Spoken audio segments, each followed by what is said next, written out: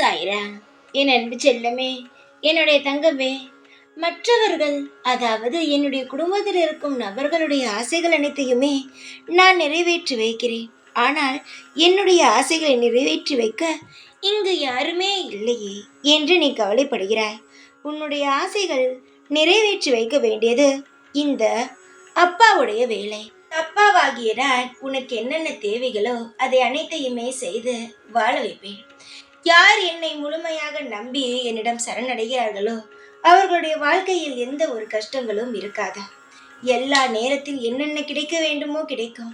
ஆனால் சிலர் புரிந்து கொள்வது இல்லை. என்ன தெரியுமா? அவர்கள் நினைக்கும் நேரத்தில் அனைத்தும் கிடைக்க வேண்டும் என்பது. அவரவர்கள் நினைக்கும் நேரத்தில் எல்லாம் கிடைத்துவிட்டால் தெய்வம் என்ன செய்வது? புரிகிறதா?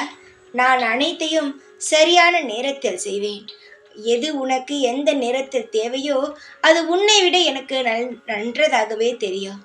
ஏனென்றால் உனக்கு எது கொடுத்தால் எந்த ஒரு நேரத்திற்கு உதவியாக இருக்கும் என்பது எனக்கு மிக மிக நல்லதாகவே தெரியும். அதனால் உனக்கு தேவையானது உனக்கு கிடைக்க வேண்டிய நேரத்தில் உனக்கு எப்பொழுது வேண்டுமோ அப்பொழுது கிடைக்கும். பலர் சொல்லலாம், சாய் எப்பொழுதுமே மெதுவாகத்தான் செய்வார் என்று. என்னை புரிந்து கொள்பவரிடம் போய் கேள். நான் சரியான நேரத்தில் செய்வேன். யார் எப்படி வேண்டுமானாலும் என்ன பேசட்டும், அதை பற்றி எனக்கு ஒன்றும் கவலையே கிடையாது. எனக்கு ஏனென்றால் நான் எல்லாவற்றையும் சரியாகத்தான் செய்கிறேன். அதுபோலவே நீங்கள் அனைவருமே நீங்கள் செய்யும் அனைத்து விஷயமும் சரியாகத்தான் இருக்கிறது. யார் எப்படி பேசினால் என்னவென்று வாழ்ந்து பாருங்கள். யார் என்ன சொன்னாலும் உங்கள் காதில் வந்து விழாது.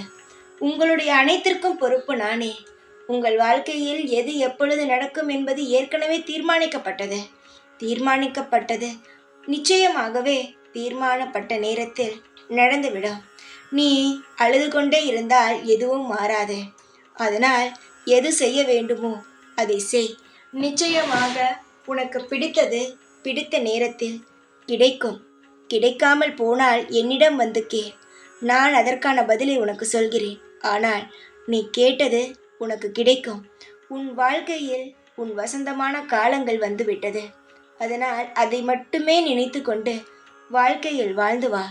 உன்னுடைய குடும்பத்திற்கும் உன் தலைமுறை அனைத்திற்கும் இந்த சாயி நானே பொறுப்பு. இந்த சாயான என்னை அனைவரும் சில நேரங்களில் வெறுக்கிறீர்கள்.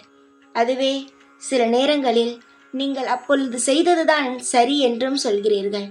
நடந்த பிறகுதான் தெரியும் எது நான் செய்வது சரி தவறு என்று. சீக்கிரமாகவே அனைத்தையுமே புரிந்து கொள்வீர்கள். அழாதே, எதை நினைத்தும் அழாதே. எல்லாம் ஒரு நாள் மாறும். உன் ஆசைகள் என்னவோ அது நடக்கும். நீ நிச்சயமாகவே என்னுடைய பிள்ளைதான். அதில் எந்த மாற்றமும் கிடையாது.